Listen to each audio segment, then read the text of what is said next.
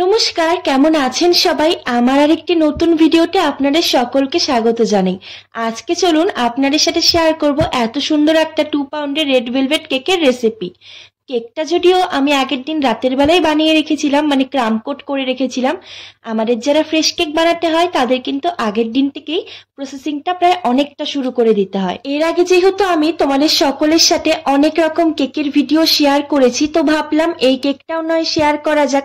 আসলে যেই দিন অর্ডারের চাপটা একটু কম থাকে সেদিন আমি ভাবি যে তোমাদের সাথে একটা সামান্য কেকের ভিডিও শেয়ার করব। তো দেখো, এটা ছিল একটা 2 পাউন্ডের রেড ভেলভেট কেক। কেকটা আমি আগের দিন রাতেই বানিয়ে রেখেছি, কেননা আমাদের তো কেকগুলো আগের দিন থেকেই বানাতে হয়। আর এখন না, সকাল সকাল ওঠার পর আমি ফ্রেশ ক্রিম দিয়ে কেকটিকে ক্রাম কোট করে নিচ্ছি। তো এটা একটা স্প্যাচুলার সাহায্যে আমি দেখো ভালো করে টার্ন টেবিলের উপর করে নিচ্ছি। আর এই সময়টা একটুখানি ধৈর্য দিয়ে সময় দিয়ে করতে হয়। যারা যারা নতুন আছেন তারাও একটু ভালো করে দেখুন ভিডিওটা, তাহলে তারা বুঝতে পারবেন। আমি যেহেতু রান্না করতে খুব ভালোবাসি, তাই আমি প্রথম যখন কেকের কাজ করি তো আমার মনে হয়েছিল পৃথিবীর হয়তো সবচাইতে কঠিন এই কেকের ওপরটা সমান করা। কিন্তু যত দিন গিয়েছে নিজের হাতকে, নিজের মনকে, মানে বিশেষ করে আমাকে বিশ্বাস রেখেছিলাম যে অবশ্যই আমি পারবো। আর তারপরেই কিন্তু আমি সুন্দর করে দেখো কেকটাকেও একদম এখন পুরো করে নিলাম। আর ফ্রিজে এখন কেকটাকে রেখে দেবো। আর কাস্টমার আমাকে বলেছিল কেকটা একদম ফ্রেশ ফ্লাওয়ার দিয়ে করতে। তো আগের দিন আমি রাতের বেলা গিয়ে ফ্লাওয়ারগুলো কিনে নিয়ে এসেছি। আর গোলাপ ফুলের যা দাম তোমাদের সাথে আর কি বলবো বলো, তোমরা তো সবাই জানো আমাদের আলিপুরদুয়ারে না ফুলের দাম অনেক অনেক বেশি। এইদিকে আবার কলকাতা শিলিগুড়িতে কিন্তু অনেকটাই দাম। ফুলগুলো আমাকে এক গুচ্ছ, যেহেতু দোকানটা আমার প্রায়শই চেনা ছিল, আমি কেকের জন্য প্রায়ই সেখান থেকে নিয়ে আসি। আর তারপর আমাকে বের করে দেওয়া, আমি সেখান থেকে বেছে বেছে দেখো গোলাপগুলো নিয়ে এসেছি। আর এইখানটা না রেড ভেলভেট কেকের জন্য যে কেকটা হয় সেটাকে একটুখানি কড়াতে হালকা করে মানে ড্রাই করে তারপর মিক্সিটা আগে গুঁড়ো করে নিয়েছিলাম। আর তারপর কিন্তু কালার ইউজ করেছি।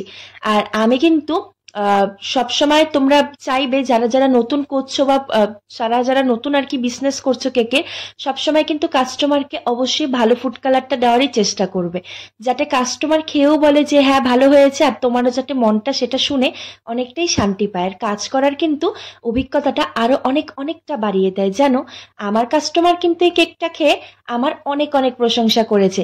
সে বলেছে তার নাকি কেকটা খেতে খুব ভালো লেগেছে। আর সেখানে যারা ছিল তাদেরও নাকি সবার খুব ভালো লেগেছে। মাঝখানে কেকের একটা বাটি কিংবা গ্লাস তোমরা দিয়ে দেবে।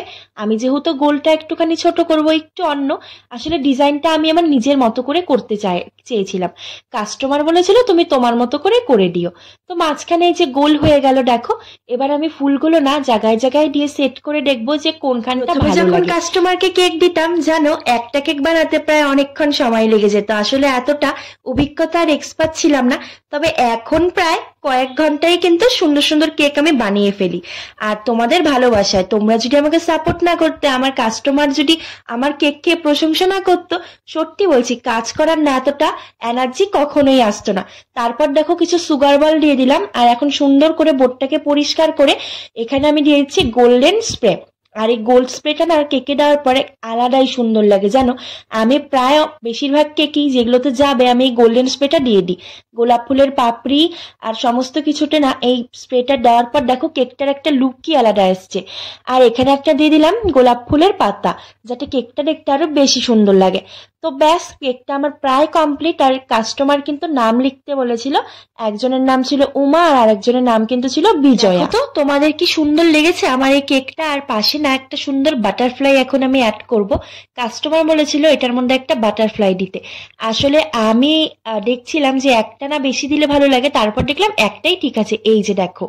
তো এখন চলো আমরা যারা যারা কেক মেকার আছি, মানে হোম বেকার, তারা কিন্তু কেক তোলার পরে কেকের যদি সুন্দর সুন্দর ফটো না তুলতে পারি তাহলে কিন্তু কেক বানানোটাই অসম্পূর্ণ থেকে যায়। তো চলো, কেমন লাগলো আজকে আমার এই ভিডিওটা? ভালো লাগলে জানিও, খারাপ লাগলেও জানিও। আর তোমরা আরো কি কি আমার কেকের ভিডিও দেখতে চাও অবশ্যই জানিও। তোমাদের জন্য কিন্তু শেষে আমি 2-3টে দেখো সুন্দর সুন্দর ফটো অ্যাড করেই দিলাম।